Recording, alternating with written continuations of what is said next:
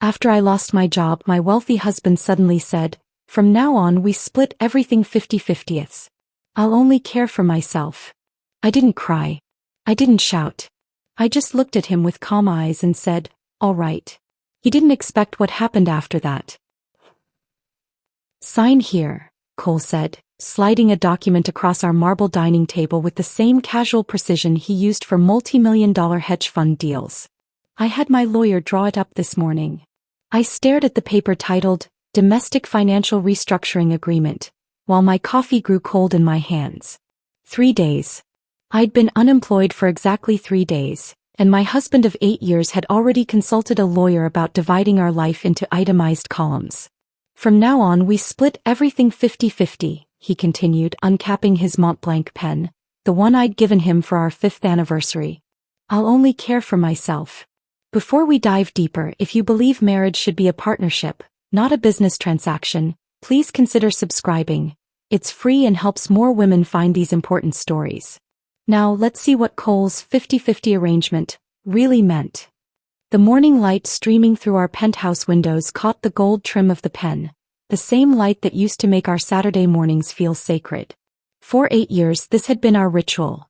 Me cooking eggs Benedict from scratch while Cole read the Financial Times, occasionally sharing merger news from his hedge fund world. The hollandaise sauce I'd perfected, the precise temperature of his coffee, the way I'd arrange fresh flowers on the table. All of it had felt like love. Now it felt like unpaid labor he was itemizing. "You had your lawyer draw this up," I repeated slowly, flipping through pages of subsections and clauses. "Without discussing it with me first." "I wanted to have a framework ready," Cole said, adjusting his Princeton class ring, a nervous tell I'd noticed during our first date. "More efficient this way." Efficient. Everything in Cole's world came down to efficiency and optimization. It's what made him brilliant at managing hedge funds and terrible at understanding why I was staring at him like he'd grown a second head. The document was thorough, I'd give him that. Rent division, utility allocations, grocery expenditures, even a formula for calculating shared space usage fees. My husband had turned our marriage into a spreadsheet while I was still processing my layoff from Hartman Capital. Monday morning had started normally enough. I'd kissed Cole goodbye, driven to the office, grabbed my usual vanilla latte from the cart outside the building. By noon, I was sitting in Margaret's corner office while she explained that market conditions required strategic restructuring. We both knew the truth. The new CEO wanted his nephew in a senior position, and I was the casualty of nepotism dressed up as fiscal responsibility. "I need some time with this," Margaret had said, unable to meet my eyes as she pushed the severance package across her desk. "You're brilliant, Jade. This isn't about performance." But performance was all that mattered to Cole, apparently. "When did you decide this?" I asked, setting the contract down carefully, fighting the urge to crumple it into a ball. "It's been on my mind for a while," he said, finally looking up from his phone.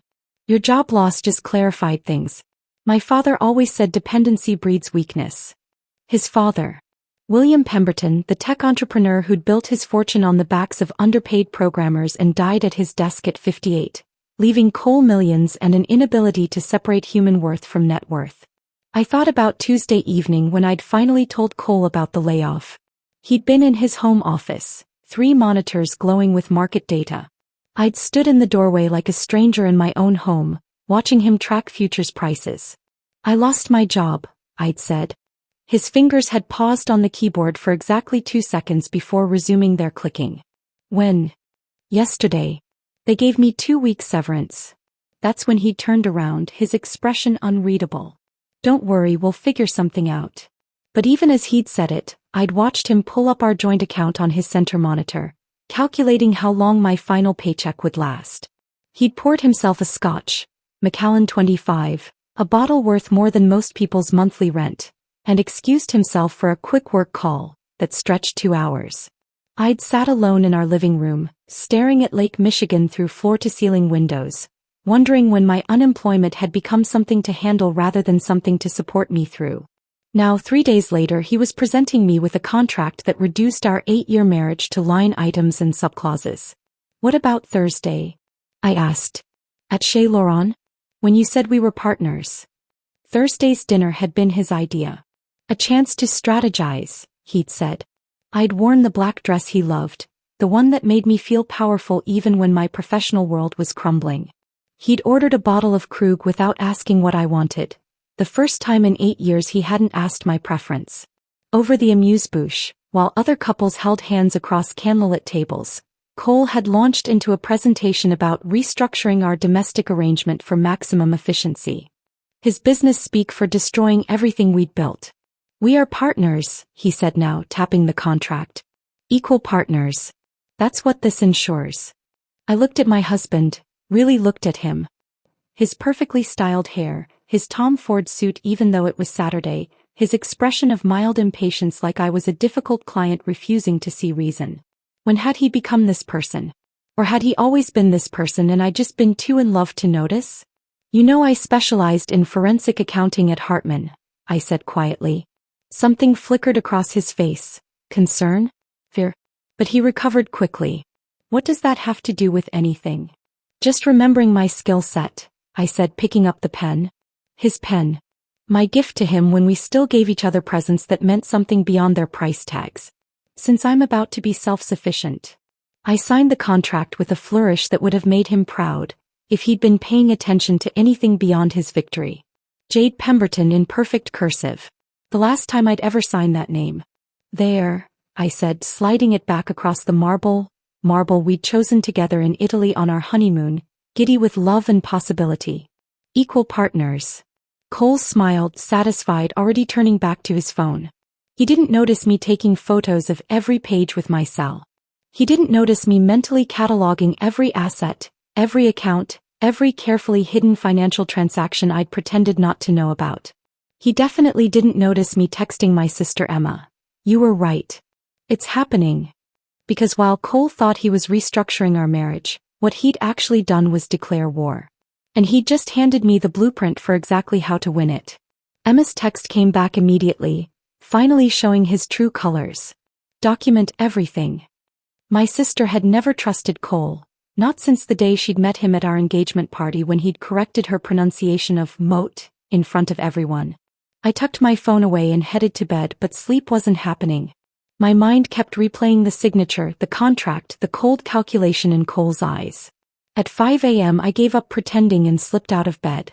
Cole's side was already empty, sheets barely disturbed.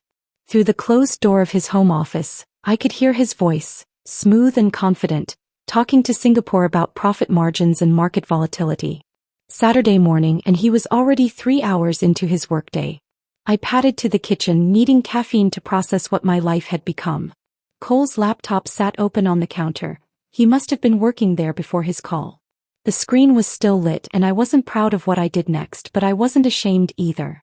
The spreadsheet was titled, Household Reorganization Postel. My unemployment had been reduced to initials.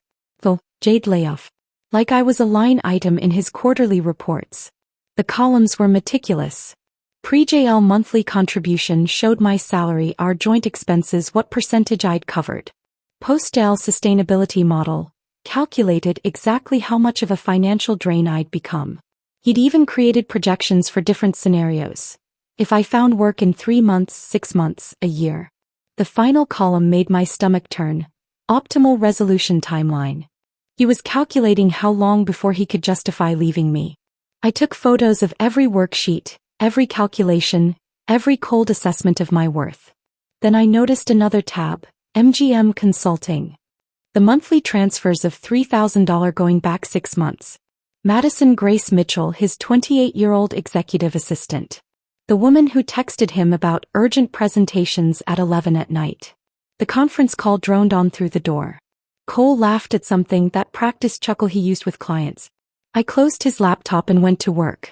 By the time he left for golf at 9, his Saturday morning tradition with Marcus Fitzgerald and 2 other Princeton buddies, I'd transformed our dining room into Command Central. Office Max had opened at 8 and I'd been their first customer, loading up on laminating sheets, color-coded folders, and enough supplies to rival a law firm. "Going to the club," Cole had said, grabbing his tit-laced bag. He'd paused at the door, watching me arrange my supplies. "What's all this?" "Organizing," I'd replied, not looking up. "Being self-sufficient." He'd laughed, actually laughed, and left. The moment his Tesla pulled out of the garage, I got serious. 8 years of marriage meant 8 years of financial documents, tax returns, investment statements, credit card bills. Cole thought he was clever with his hidden assets, but forensic accounting had been my specialty. Finding money was what I did. I created my own masterpiece, a 47-page document titled Marital Asset Utilization Framework. If Cole wanted to run our marriage like a business, I'd give him the full corporate treatment. Section 1. Historical Labor Analysis. Every dinner party I'd hosted for his clients. Every weekend I'd spent charming investors at tedious golf tournaments. Every thank you note I'd written, every gift I'd selected for his business associates. Every hour I'd spent making him look like a functional human being instead of the emotional void he actually was. Section 2. Intellectual Property Contributions. The investment strategies I'd suggested that he'd presented as his own. The connections from my Hartman network that had become his clients. The market insights I'd shared over breakfast that had mysteriously appeared in his presentations. Section 3. Opportunity Cost Analysis. The promotions I'd passed up to accommodate his career. The networking events I'd skipped to host his mother. The professional development I'd sacrificed to maintain his illusion of domestic perfection. By the time Cole's Tesla hummed back into the garage at 1, I'd bound everything in a leather portfolio that looked more expensive than it was. I heard him enter, the sound of his golf shoes on marble, the refrigerator opening. "Jade," he called. "Why is there a lock on your shelf?" I didn't answer. Let him wonder.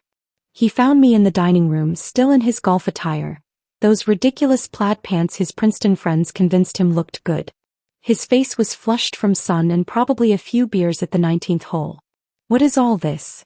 He gestured at my war room setup.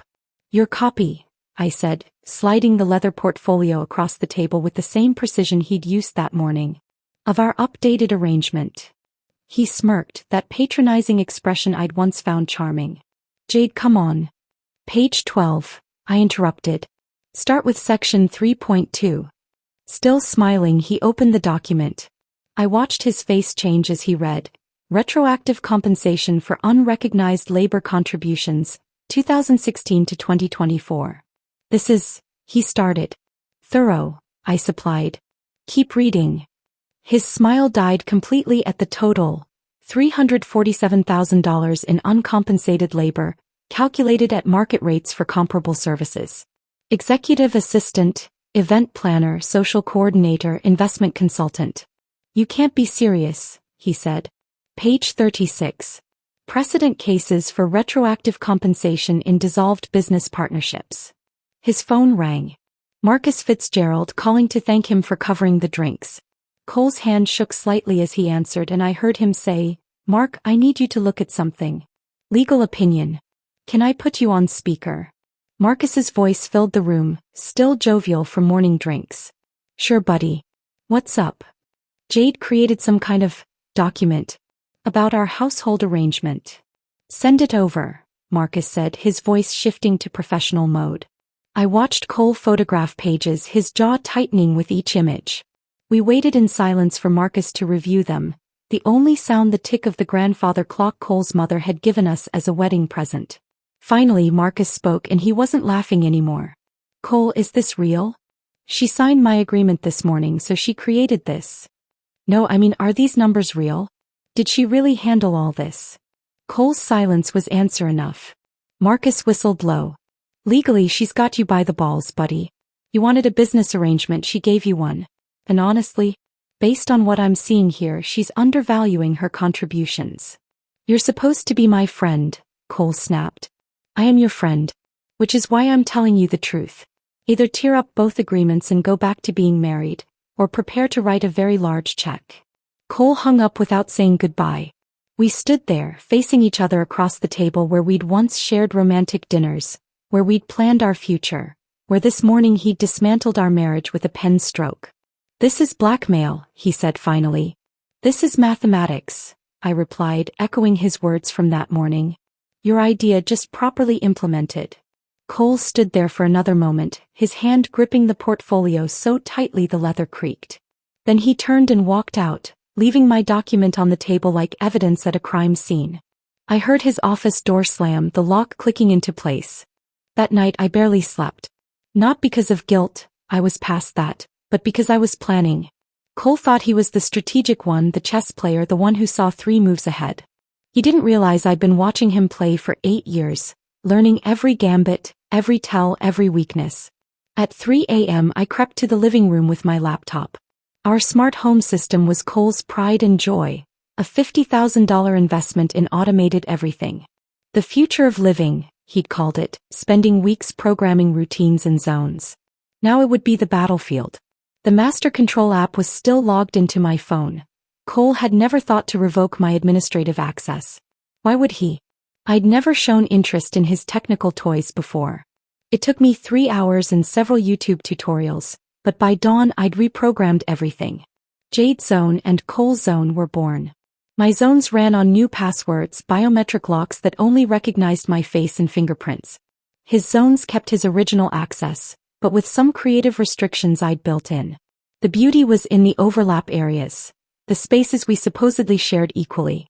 Those would require both our authorizations to function. I was back in bed feigning sleep when Cole's alarm went off at 6 a.m. I heard him pad to the bathroom, yawning. Then silence.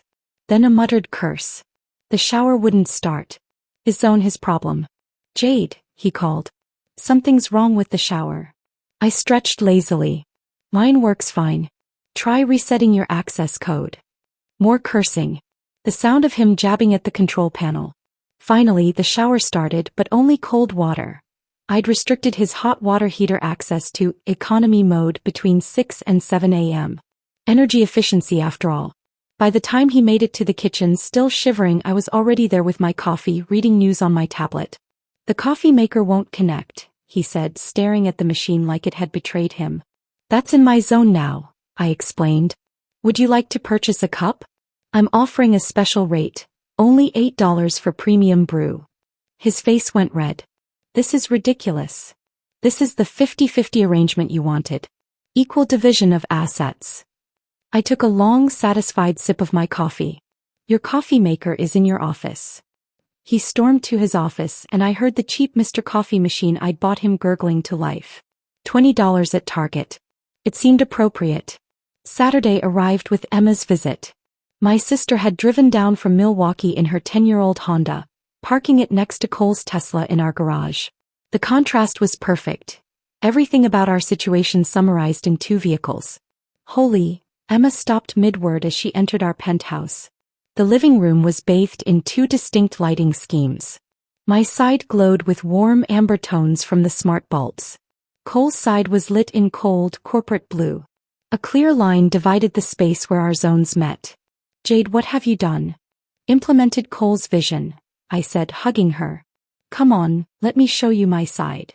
Emma followed me through the apartment, her teacher's salary sensibilities visibly offended by every surface. When we reached the kitchen, she saw the digital locks on the refrigerator sections. You're joking, she said. He ate my meal prep at 2 a.m. Wednesday night. $60 worth of organic ingredients, gone. I showed her the security footage on my phone. Cole in his boxers illuminated by refrigerator light, eating my carefully portioned containers.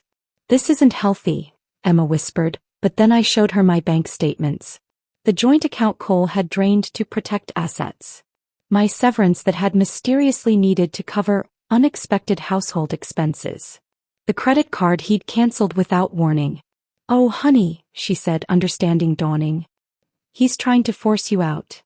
He's trying to break me, I corrected. But he forgot I learned from the best. Sunday morning, I decided to document Cole's self-sufficiency journey. He'd announced he was going grocery shopping, a first in our 8-year marriage. I waited 10 minutes, then followed. Whole Foods on a Sunday was packed, perfect cover. I kept my distance, phone discreetly recording as Cole wandered the produce section like a lost tourist in a foreign country. He stood in front of the cherry display for 5 full minutes, holding a small box marked $27. Excuse me, he asked a teenage employee stocking apples. Is this the normal price for cherries? The kid looked at the box, then at Cole and his $1,000 sneakers. It's organic, sir. And imported. But $27? You could try regular cherries, the employee suggested. They're $8. Cole put the expensive box in his cart anyway, image over economics even now. The meat counter was worse. He ordered 8 pounds of Wagyu beef, not understanding the price was per pound, not total. The butcher's eyebrows rose, but he wrapped it anyway. Cole added truffle salt, $45, aged balsamic, $62, and something called heritage grains, $30, that I guarantee he couldn't define. His total came to $438.67. For one person. For 1 week. I was already home when he returned, struggling with his bags. Need help? I offered sweetly. I've got it, he grunted, dragging premium groceries to his side of the kitchen. Everything went into his designated areas, including the freezer section I'd marked with digital tape. Monday morning was beautiful. Cole had an 8 a.m. breakfast meeting with Japanese investors, crucial for his fund's expansion. He woke at 6, showered, still cold, and went to make breakfast. I watched from my laptop camera as he opened his refrigerator section. The Wagyu was there, raw and expensive. The heritage grains sat unopened. The truffle salt looked decorative on his shelf. He tried every password combination on my locked section, where my prepped breakfast sandwiches waited. Jade 1234. Anniversary 2016. Even I love you, which made me laugh bitterly. Finally, at 7:47 a.m. he placed an order for delivery. $85 for eggs, toast and coffee, delivered at 8:23 a.m. His investors had already been waiting 23 minutes. That evening I found him eating cereal for dinner. The Wagyu had gone bad. He didn't know it needed to be used within 2 days of purchase. $400 of groceries, I said, and you're eating cornflakes. He looked up at me and for a moment I saw something crack in his facade. Not enough to matter, but enough to know the war was working. He set down his spoon, the cornflakes going soggy in the milk. For a second neither of us spoke. Then he pushed back from the table and walked to his office without a word, leaving his bowl right there on the counter. His side of the counter technically, but still, old habits die hard. I cleaned up his mess anyway because seeing dirty dishes bothered me more than making a point. That's when I noticed his credit card statement on the counter, partially hidden under his abandoned Wall Street journal. He'd been reviewing expenses, probably trying to figure out where all his money was going now that he was buying $40 honey and truffle salt he couldn't pronounce. One line item caught my eye. MGM Consulting, $3,000. The same charge appeared every month going back 6 months. $3,000 monthly to a consulting firm I'd never heard of, while he'd been telling me we needed to tighten our belts due to market volatility. I photographed the statement and went to my laptop. The address for MGM Consulting wasn't a business complex or corporate building. It was the Meridian, a luxury apartment building downtown where studios started at $4,000 a month. My forensic accounting instincts kicked in hard. This wasn't about revenge anymore. This was about truth. I pulled up corporation records, business registrations, tax filings. MGM Consulting LLC had been registered 7 months ago. The managing member? Madison Grace Mitchell. Madison. His executive assistant. 28 years old, Harvard MBA, legs for days, and a habit of texting Cole about urgent matters at inappropriate hours. I dug deeper. The LLC had a website. If you could call 3 blog posts about manifesting your best life through strategic thinking, a website. The last post was 4 months old. Some consulting firm. That's when everything clicked. The late nights at the office. The weekend emergency meetings. The way he'd suddenly become protective of his phone, keeping it face down during dinner, taking it into the bathroom during showers. I was building a new spreadsheet, suspicious financial activity, when the universe decided to hand me a gift. It was Tuesday night, 11:47 p.m. according to my laptop clock. Cole was in the shower, his phone charging on his nightstand. The water was running full blast. He'd figured out how to override my hot water restrictions by showering at night. His phone lit up. A text notification. I shouldn't have looked. But then again, he shouldn't have been funding his assistant's apartment while making me document every cent I spent on groceries. Can't wait to see you tomorrow, baby. From Madison Mitchell. The water was still running. I grabbed my phone and photographed his screen, making sure the timestamp was visible. Then I opened my evidence folder. Yes, I had an evidence folder now, and filed it under Exhibit A, Emotional Assets Misappropriation. The shower stopped. I quickly returned to my side of the bed, pretending to read on my Kindle. Cole came out in his Turkish cotton robe, the one I'd bought him for Christmas last year, when I still believed we had a marriage worth saving. Who texted? I asked casually. He glanced at his phone and I watched his face change. Just a flash of panic before the mask slipped back on. Work thing. Singapore markets. Singapore markets. At midnight. Sending heart emojis. Busy day tomorrow?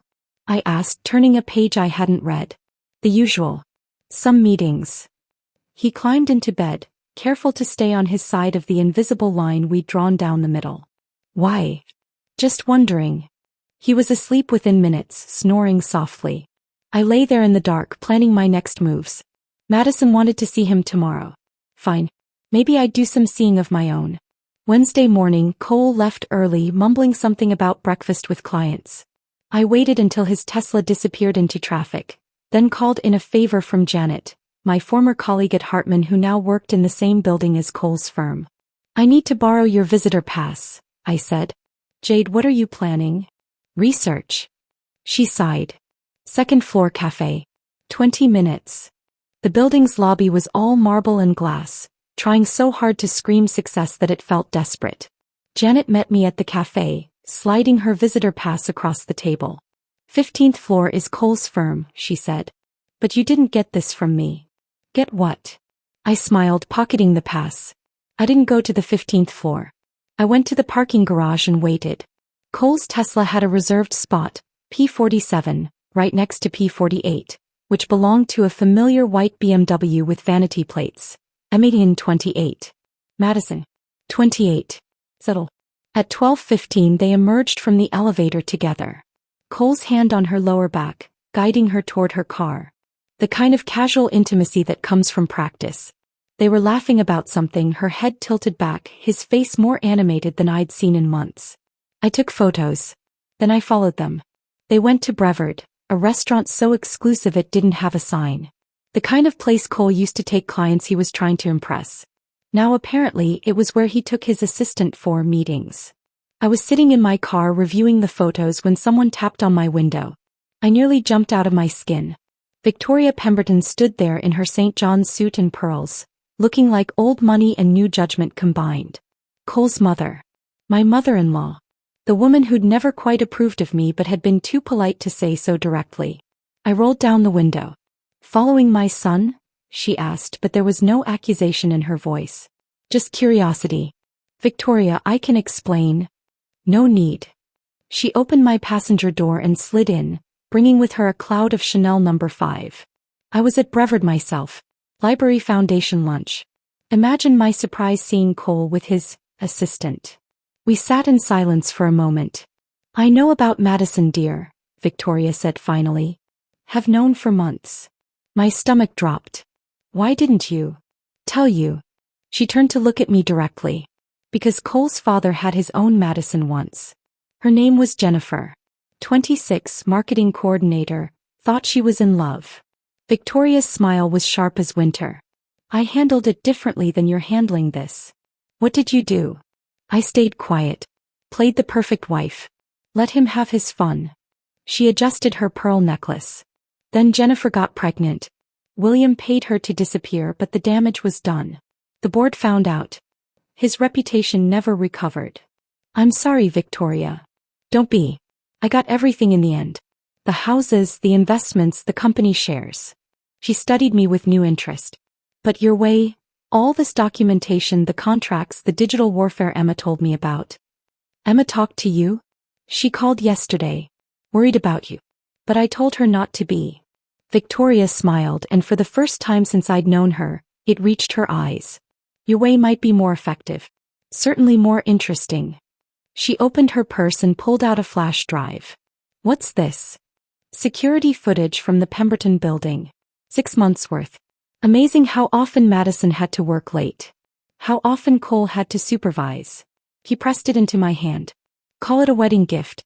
8 years delayed. I stared at the flash drive in my hand, this small piece of plastic that felt heavier than my wedding ring ever had. Victoria was still watching me, her expression unreadable behind those perfectly applied cosmetics that probably cost more than most people's car payments. "Why are you helping me?" I asked.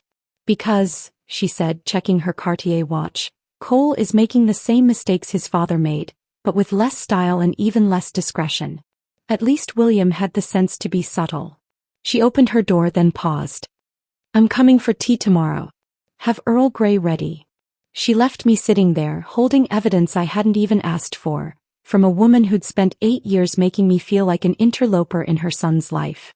Thursday afternoon, Victoria arrived precisely at 2, wearing a different St. John's suit but the same expression of mild disappointment she'd perfected over decades of charity boards and country club politics. Cole was at the office, or wherever he actually spent his afternoons now. "Earl Grey?" I asked, already knowing the answer. "Please." I went to the kitchen and returned with my laminated price list, the one I'd created after Cole's 50-50 declaration. "That'll be $12. Includes preparation, service, and cleanup." Victoria's perfectly shaped eyebrows rose slightly. She opened her Hermes wallet, not the everyday one but the special occasion piece that probably cost more than my car, and counted out exactly $12 in singles. Her manicured fingers trembled slightly, not with rage as I'd expected, but with what looked like suppressed laughter. $12, she said, placing the bills on the coffee table.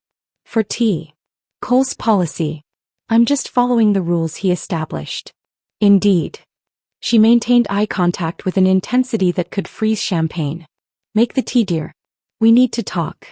When I returned with the Earl Grey, properly steeped china cup, the whole ceremony she'd trained me in, Victoria had spread documents across my coffee table.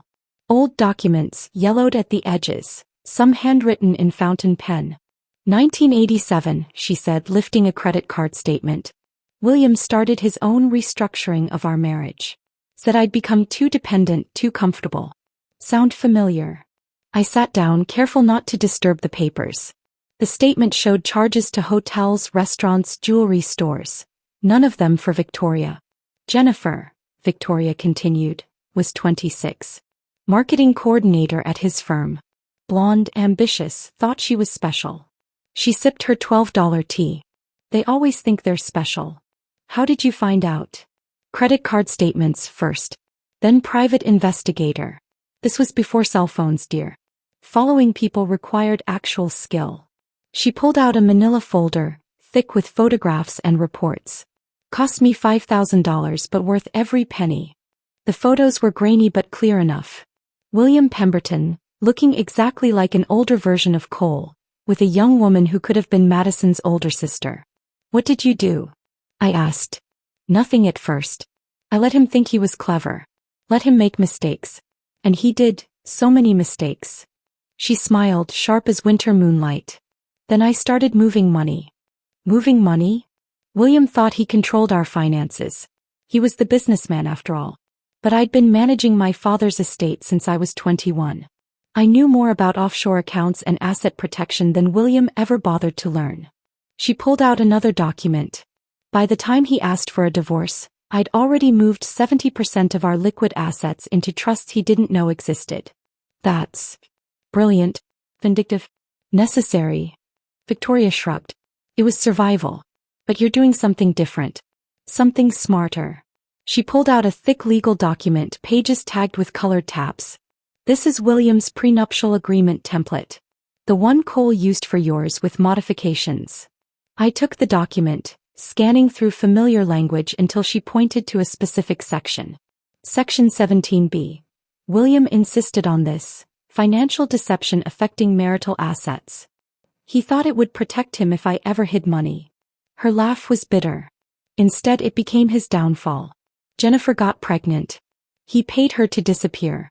That payment constituted financial deception affecting marital assets. And Cole kept this clause? Modified it, expanded it, made it even more comprehensive. Victoria turned to the marked page. Any undisclosed financial transaction over $5,000 that affects marital assets or stability can trigger immediate forfeiture of claims. $30,000 to Madison over 6 months. All documented. "Victoria, this is your ammunition. Use it wisely." She stood, gathering specific documents while leaving others. Keep these. The originals are in my safe deposit box if you need them for court. Why are you really doing this? He paused at the door. Because I spent 30 years pretending my marriage was perfect while William humiliated me with younger women. You're not pretending. You're fighting. And frankly, she smiled again, that sharp winter smile, it's about time someone in this family fought back properly. After she left, I went to Cole's home gym. His sacred space where he pretended to work out while actually taking conference calls. Victoria's words echoed, check everywhere. His gym bag sat in the corner, the expensive leather one I'd given him last birthday. I emptied it methodically.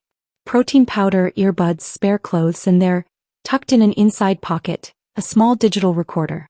My hands shook as I played it back. Cole's voice, clear and confident. She's been unstable since the layoff.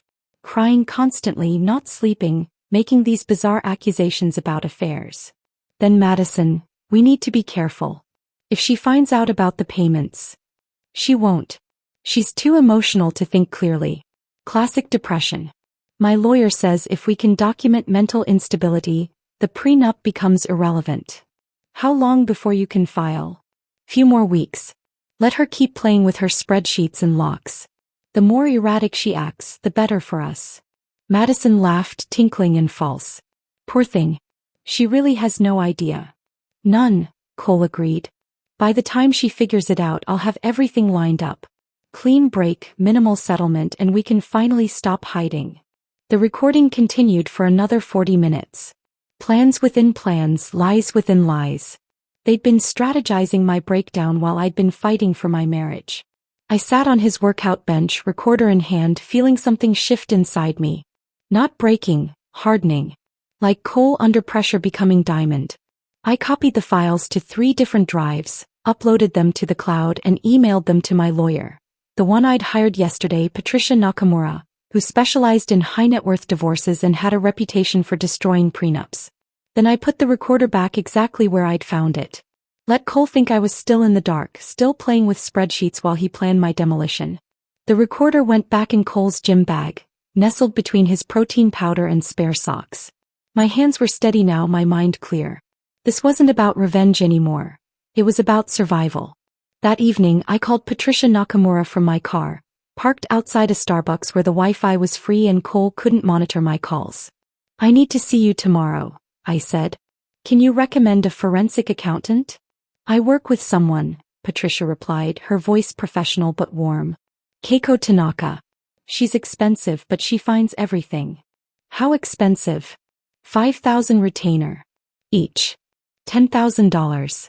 My entire severance package minus what I'd already spent on groceries and gas. Cole thought I was using it for the therapy he'd been suggesting. You seem stressed, Jade. Maybe you should talk to someone about your adjustment issues. Book them both, I said. Tomorrow if possible.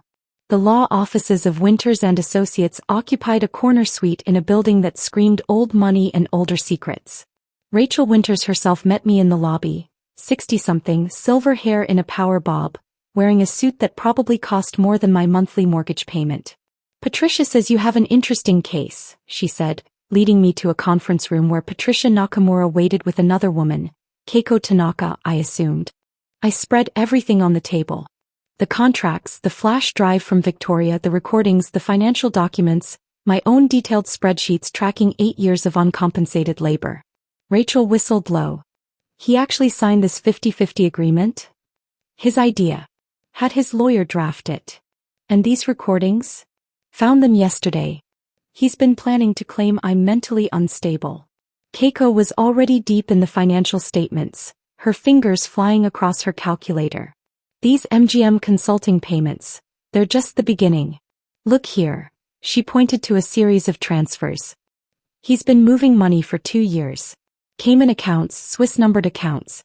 Not illegal, but definitely violates any reasonable interpretation of financial transparency in a marriage. Can you trace it all? Give me a week, Keiko said. Maybe less. Patricia pulled up Cole's firm website on her laptop. Pemberton Capital. His father's company. Cole's a senior partner now, I said.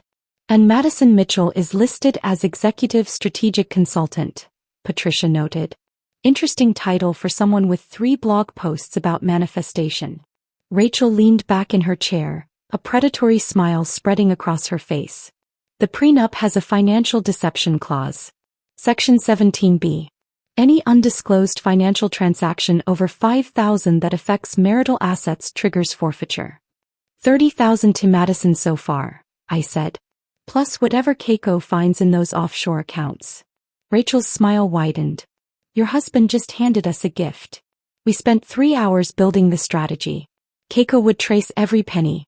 Patricia would document the pattern of deception. Rachel would prepare the filing that would destroy Cole's carefully constructed exit plan. One more thing, Rachel said as we finished.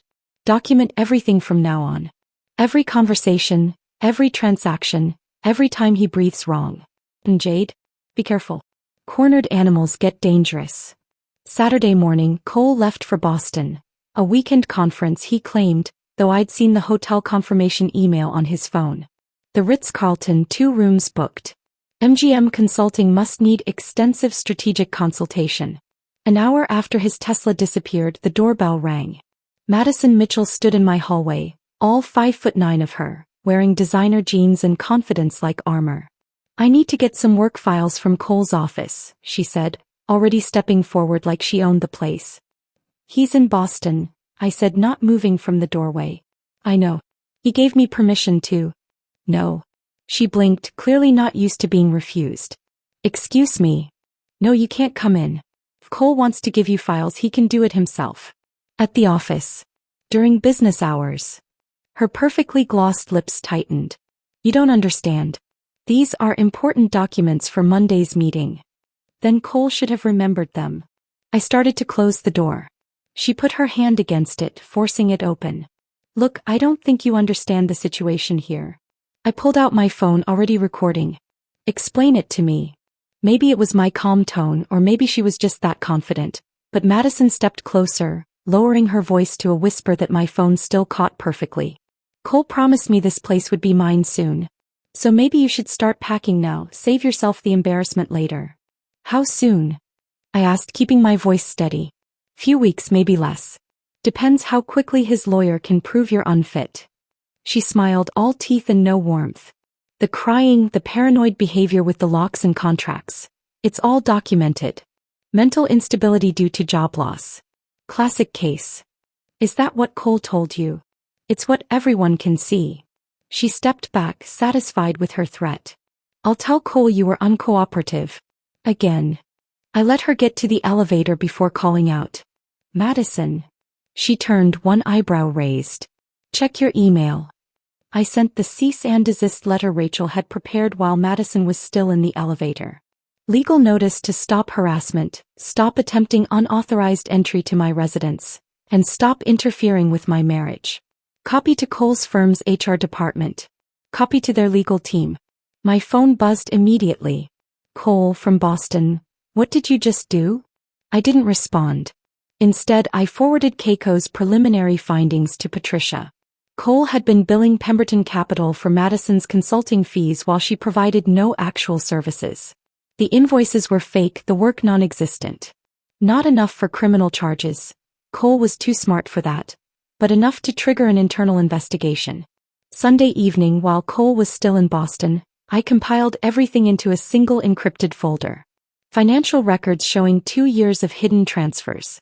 Recording of him planning to claim mental instability. Madison's confession about taking the apartment. Victoria's evidence of the pattern. Father and son, same playbook, 30 years apart. The investigation had revealed one final detail that even surprised Keiko. Cole had taken out a $2 million life insurance policy on me 6 months ago. I was unemployed, supposedly unstable, and worth more dead than divorced. Rachel called that evening. We file tomorrow. Be ready. I sat in my divided living room, my warm lights glowing against his cold blue ones, and thought about the woman I'd been 8 years ago. The one who'd signed that prenup thinking it would never matter because our love was real. The one who'd made his coffee every morning because taking care of him felt like love. That woman was gone. In her place sat someone harder, smarter, and infinitely more dangerous. Someone who'd learned that when your husband treats marriage like a hostile takeover, You better be ready to fight like a corporate raider. My phone buzzed at 3 a.m. Monday morning. Rachel's text, filed. Game on. I didn't sleep after that. Instead, I sat at my kitchen table watching the sunrise paint Lake Michigan gold while reviewing my notes for tonight. The quarterly partners' dinner at Pemberton Capital. The one event where spouses were not just invited but expected. Cole had forgotten to remove me from the guest list. By the time Cole stumbled into the kitchen at 7, I was already dressed. Not for war but for victory. The black Valentino dress I'd bought myself after my last promotion at Hartman, the one Cole said made me look too powerful for social events. Coffee's not working again, he muttered, jabbing at his machine. Try reading the manual, I suggested, applying lipstick in the hallway mirror. I hear self-sufficiency builds character. He glared at me, then noticed the dress. Where are you going? Work meeting, I lied smoothly. Potential consulting opportunity. He grunted, still fighting with the coffee maker. That's when the doorbell rang. I'll get it, I said, but Cole was already at the door, probably expecting Madison with his morning files. Instead, a process server stood there looking bored and official. Cole Pemberton? Yes. You've been served. The man handed Cole a thick envelope and walked away without another word. Cole tore it open right there in the doorway, still in his robe, his face cycling through confusion, disbelief, and finally rage. You're divorcing me? He held up the papers like evidence of my betrayal. You wanted a business dissolution, I said, adjusting my earrings. I'm giving you one. He flipped through the pages, his face getting paler with each section. $347,000? You're insane. That's just the retroactive compensation. Wait till you see the penalties for financial deception. Page 47 if you're curious.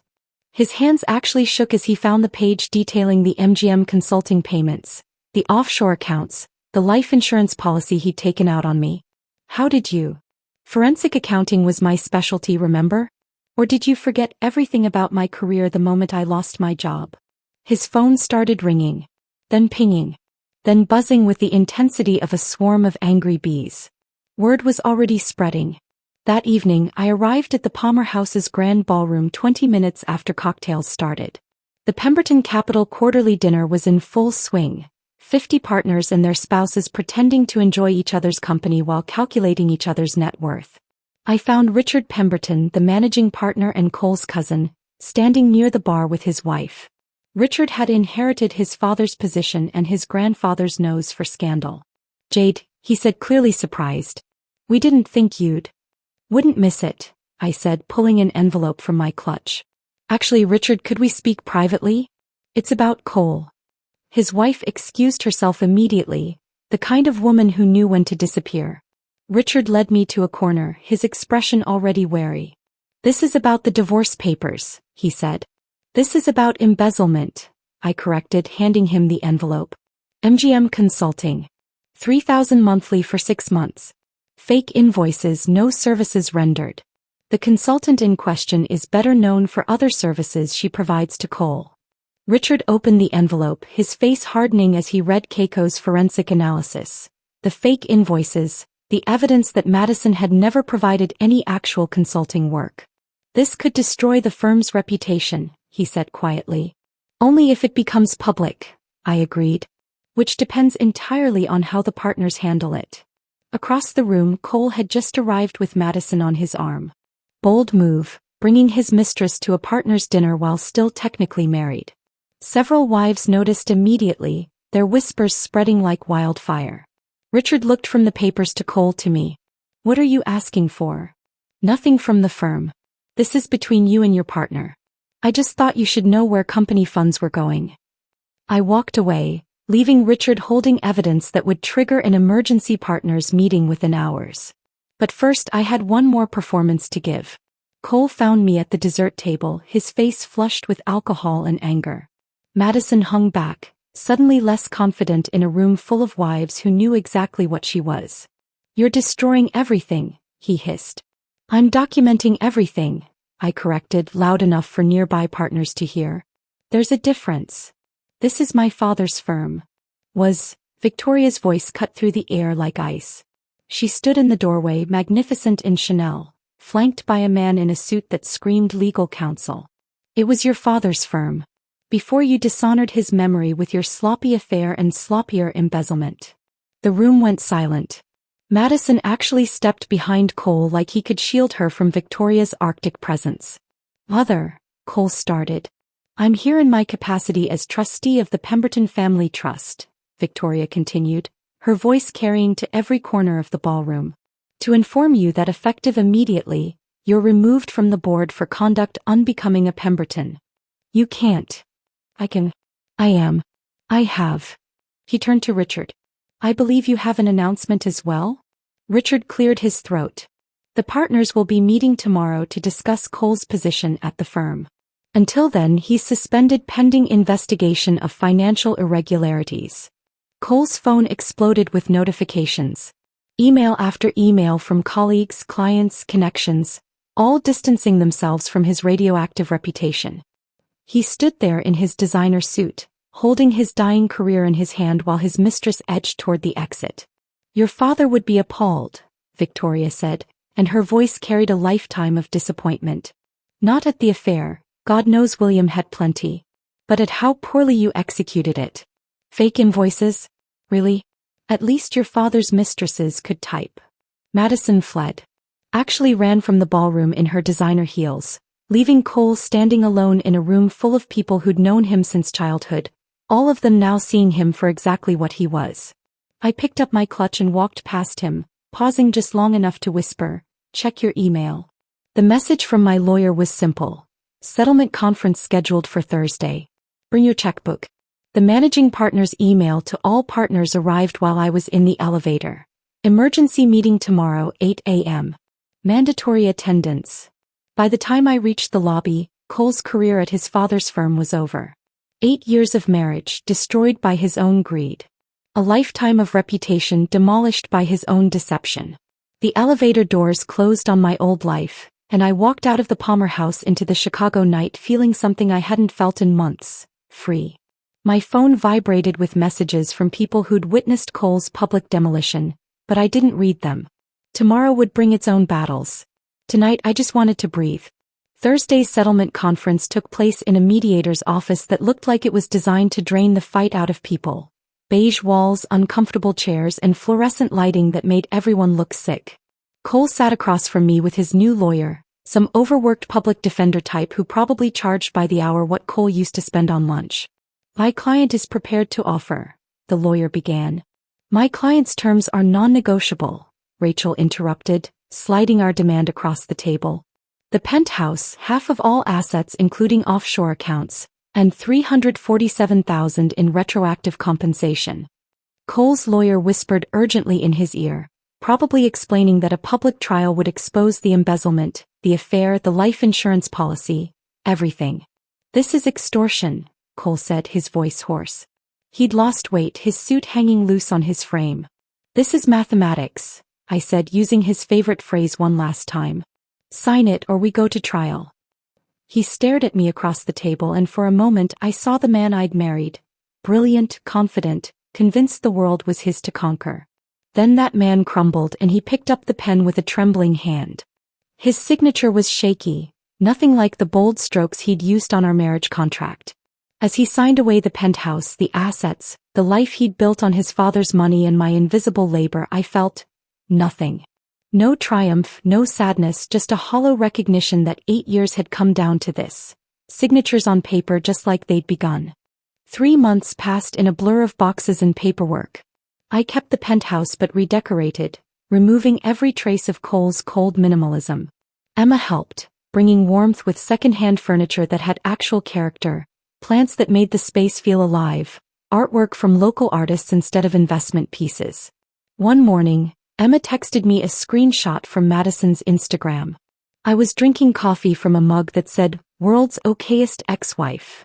Emma's housewarming gift, when I read Madison's post. Dating in Chicago is impossible. This guy actually invoiced me for half our dinner date. He calculated tax and tip down to the penny. Then charged me for his gas to pick me up. Why are men so cheap? Hashtag dating nightmare, hashtag Chicago men, hashtag splitting bills is not romantic. I laughed until my sides hurt, then screenshotted it for my karma folder. Madison had found her equal.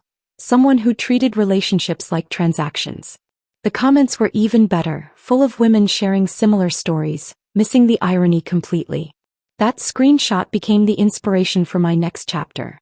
I'd been surviving on the settlement money, but surviving wasn't enough anymore. I wanted to build something. Equal Means Everything launched 6 weeks later. Not a law firm, but a consulting service helping women recognize and document financial abuse in marriages. My website went live on a Tuesday. By Thursday I had 17 inquiries.